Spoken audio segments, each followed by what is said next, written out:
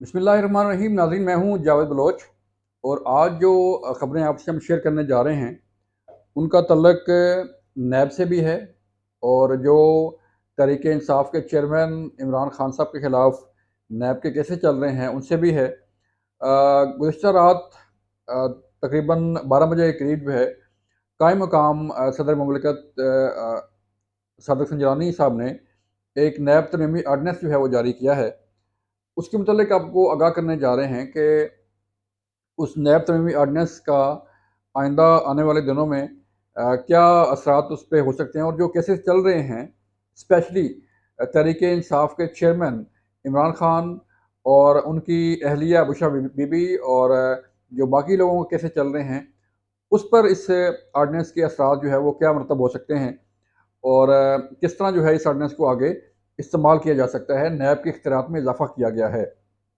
जो पहले तहरीक इंसाफ के दौर में नैब ऑर्डिनेंस था, उससे तकरीबन वही शक्ल जो है दोबारा से वो नाफिजुल अमल होगी और ये ऑर्डिनेंस फौरी तौर पे नाफिजुल अमल हो चुका है। चूँकि सदर ममलिकत डॉक्टर आरिफ अलवी जो है वो आज सुबह पहुँचे हैं पाकिस्तान वापस, तो उनसे पो उनके उनसे उनके पहुँचने से पहले-पहले जो है ये ऑर्डिनेंस नाफिजुल अमल हो चुका है। इसके मुतालिक आपको आगाह करने जा रहे हैं तफ़सील के साथ। और फिर chief justice Islamabad high court ने जो तोशाखाना केस जिसके मुतालिक तहरीक इंसाफ के चेयरमैन ने उनसे ये दरख्वास्त की थी कि आप मेरा केस जो है वो किसी और कोर्ट को मुंतकिल कर दें, तो उनकी आज जो है वो ख्वाहिश पूरी हो गई है। इस्लामाबाद हाई कोर्ट ने जो तोशाखाना केस था वो दोबारा ट्रायल कोर्ट को भेज दिया है। इस पे हम बात करने जा रहे हैं। और फिर इलेक्शन से मुतल्लिक जो चीज़ें सामने आ रही हैं, जो इलेक्शन अक्टूबर में होने जा रहे हैं, इलेक्शन सितंबर में होंगे, अक्टूबर में होंगे या नवंबर में होंगे या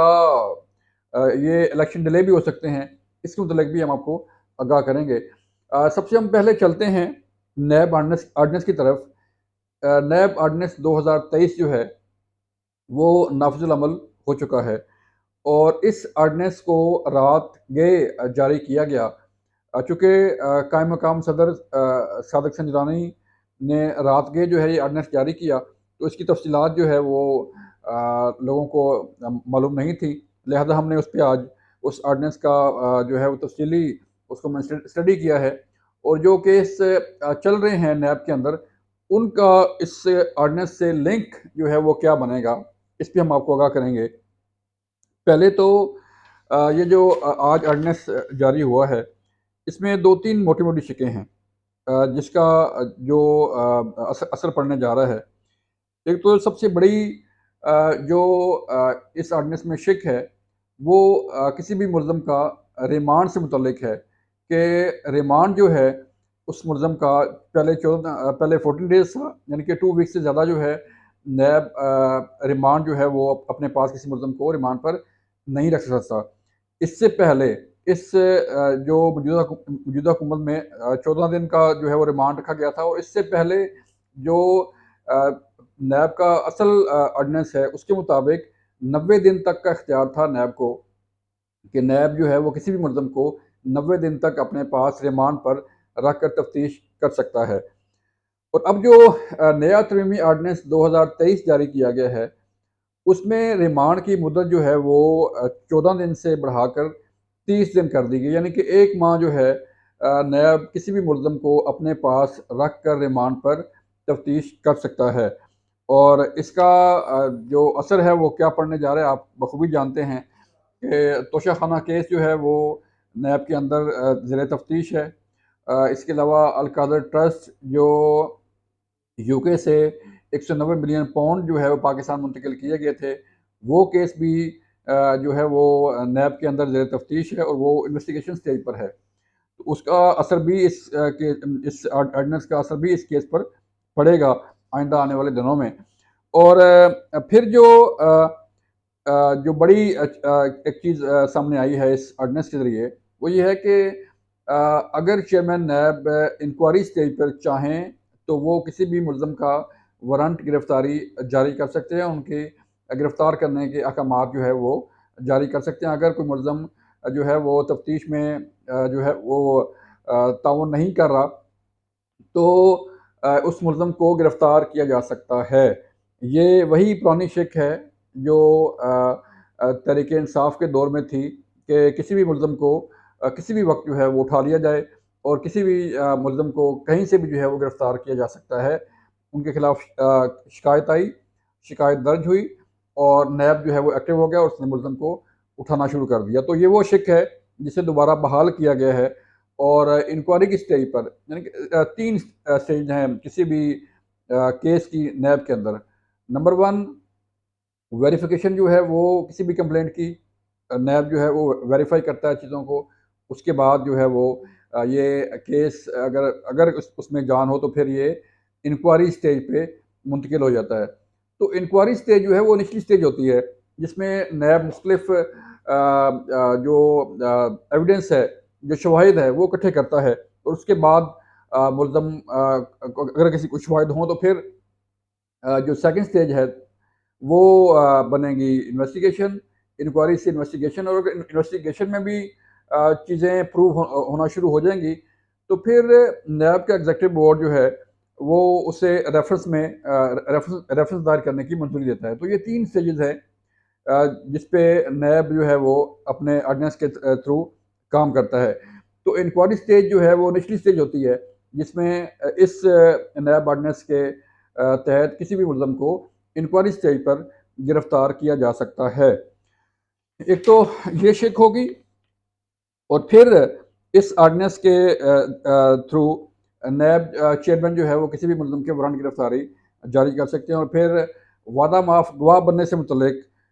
जो है वो इख्तियार चेयरमैन नैब को दिया गया कि अगर कोई शख्स वादा माफ़ गवाह बनना चाहता है तो वो उसको मंज़ूर कर सकते हैं उसकी सज़ा और वो जो है वो वादा माफ़ गवाह बन के उस केस में अपनी गवाही जो है वो दे सकता है, एविडेंस दे सकता है, अपना बयान कलमबंद करवा सकता है और वो आगे कोर्ट तक मामला जाएगा। फिर इस नैब ऑर्डिनेंस के तहत तोहफ़ लेना, किसी भी शख्स से जो तोहफ़ लिए जाते हैं या कोई शख्स किसी भी मिनिस्टर को, किसी ब्यूरोक्रेट को या किसी भी ऐसे बाइख्तियार शख्स को जो कुर्सी सदारत पे बैठा हो या ऐसी कुर्सी पे बैठा हो जो डायरेक्ट फ़ायदा दे सकती है, तो उसको अगर कोई तोहफ़ दिए जाएँगे या वो तोहफ़ लेगा या वो किसी भी के थ्रू चीज़ें लेगा, तो वो भी जुर्म तस्वर होगा। तो ये भी इसमें शामिल कर दिया गया है। फिर चेयरमैन नैब जो है, वो वकील मुकर्रर करने के हवाले से भी फ़ैसला करेगा। तो ये वो मोटी-मोटी शिकें थीं जो हमने आपको आगाह की। अब हम चलते हैं कि जो तोशाखाना केस है, उसमें आपके इल्म में है कि तहरीक-ए-इंसाफ़ के चेयरमैन साबिक़ वज़ीर-ए-आज़म साहब ने अपने दौर में कहाँ-कहाँ से तोहफ़ लिए और जो तोहफ़ तोशाखाना में जाने थे, वो तोहफ़ उन्होंने मार्केट में फ़रोख्त कर दिए। वो बड़ा अहम केस है और इसी तोशाखाना केस के हवाले से जो है उन्होंने कल इस्लामाबाद हाई कोर्ट में एक दरख्वास्त भी दायर की थी कि उनका केस कहीं और मुंतकिल कर दिया जाए। उस पर भी बात करने जा रहे हैं। फिर Al-Qadir trust case. Al-Qadir trust case basically जो है वो 190 मिलियन पाउंड का केस है जो अब जो मौजूदा करेंसी रेट है उसके मुताबिक तकरीबन 60 अरब से ज़ायद जो है वो रकम बनती है। वो कौमी ख़जाने में जमा करवाने के बजाय साबिक़ वज़ीर-ए-आज़म ने अपने एक ऑर्डर के थ्रू बल्कि अपने कैबिनेट में जो है वो यूँ एक ख़त जैसे उन्होंने सैफ़र लहराया था, इस तरह एक जो है वो डॉक्यूमेंट लहरा के मंजूरी ली थी और वो मंजूरी लेके बजाय वो 190 मिलियन पाउंड कौमी खजाने में जमा होते, वो किसी और के अकाउंट में जो है वो जमा कर दिए गए। तो वो केस जो है उसमें खासी एविडेंस जो है वो हमारे ज़राए के मुताबिक कलेक्ट हो चुकी है और जो वादा माफ़ गवाह बनने का जो आज ये ऑर्डिनेंस के ज़रिए चीज़ सामने आई है, तो उसमें कई ऐसे लोग ऐसे हैं कि जो वादा माफ़ गवाह बन सकते हैं और उन्होंने वादा माफ़ गवाह बनने के लिए नैब से राब्ते भी किए हैं। तो ये इस केस में अगर हम देखें इस नैब ऑर्डिनेंस तरमीमी ऑर्डिनेंस को और फिर अगर हम जायज़ा लें तहरीक-ए-इंसाफ़ के चेयरमैन के ख़िलाफ़ जो केस हैं तोशाखाना केस और जो अल-कादर ट्रस्ट केस है, तो उसका लिंक जो है वो ये बनता है कि आइंदा आने आने वाले दिनों में अगर चेयरमैन तहरीक-ए-इंसाफ को गिरफ्तार करना मकसूद हो तो वो 14 डेज़ के रिमांड की बजाय 1 माह जो है वो नैब के मेहमान रह सकते हैं, उनसे तफ्तीश की जा सकती है। तो क्योंकि चीज़ें काफ़ी अब बदल रही हैं और काफ़ी तेज़ी के साथ नैब अपनी अपनी इन्वेस्टिगेशन मुकम्मल कर रहा है, तो उसमें और कई चीज़ें भी सामने आएँगी और आपके वो हम गोशगुज़ार भी करेंगे।